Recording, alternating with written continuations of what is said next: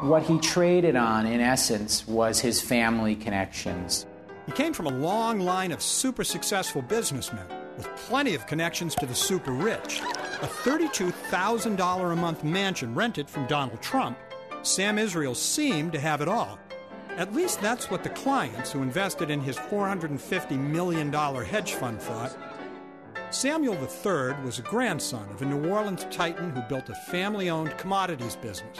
His grandfather's company sold for $42 million back in 1981. Sam started his career on Wall Street in 1982 as a messenger on the floor of the New York Stock Exchange. He eventually worked his way up to trader.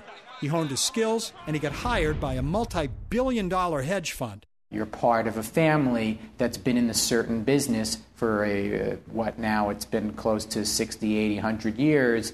Most people are going to give you their ear at that point. So in 1996, he left his successful job to start his own firm with two friends. They called it Bayou Management Group. The name was a play on his hometown of New Orleans. He used his well-heeled contacts and deep Rolodex to pitch investments in the secretive world of hedge funds. If you're going to invest in a hedge fund, there's really not much transparency. So you're really taking more risk because you really don't know what the manager's going to be doing. Bayou did right by their clients until 1998, when they claimed big profits that were actually losses.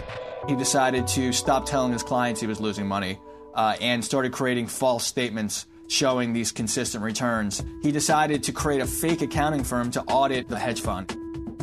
But when one client asked to withdraw his $53 million, the money wasn't there. This was the first sign that Bayou's precarious house of cards was about to fall. If someone wanted to get out, they would just take one person's money and pay somebody else. But not this time. The pyramid began to crumble, and in May of 2006, Bayou Hedge Fund filed for bankruptcy. The scenario is very similar to the person you know who's a degenerate gambler, who gets behind and thinks, I'm just going to make a big score. I'll double up on the 49ers this weekend, and I'll make it all back. As it turns out, Bayou built more than $400 million from investors over 7 years. These victims were part of one of the largest hedge fund frauds in history. Bayou itself and Sam Israel was really the first big nationally or internationally known hedge fund Ponzi scheme. In April 2008, Sam pled guilty to lying about investment results and creating a phony auditing system. He was ordered to forfeit $300 million, and he was sentenced to 20 years behind bars. But incredibly, he was released on bail. The stranger part was when he was supposed to report to jail that he was actually driving himself to jail as opposed to someone else sending him to jail, and that's when he did his legendary maneuver.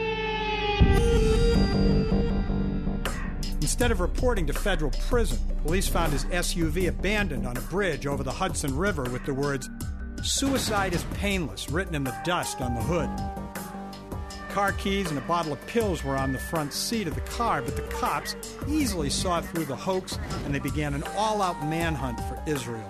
It was a big story when he stole all the money, but the story just blossomed when he faked his suicide because, that's like a made-for-TV movie. For more than a month, a nationwide manhunt turned up empty. No one could find the elusive Sam Israel.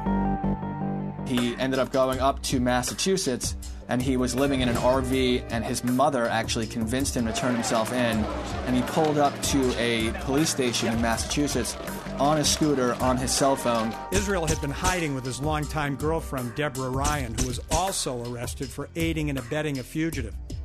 Sam's run from the law added years on top of his initial 20-year sentence. But one question remains. Why didn't Sam Israel just operate a legitimate hedge fund? In his own words, he wrote, "I cheated my investors because I was too afraid to admit my failure.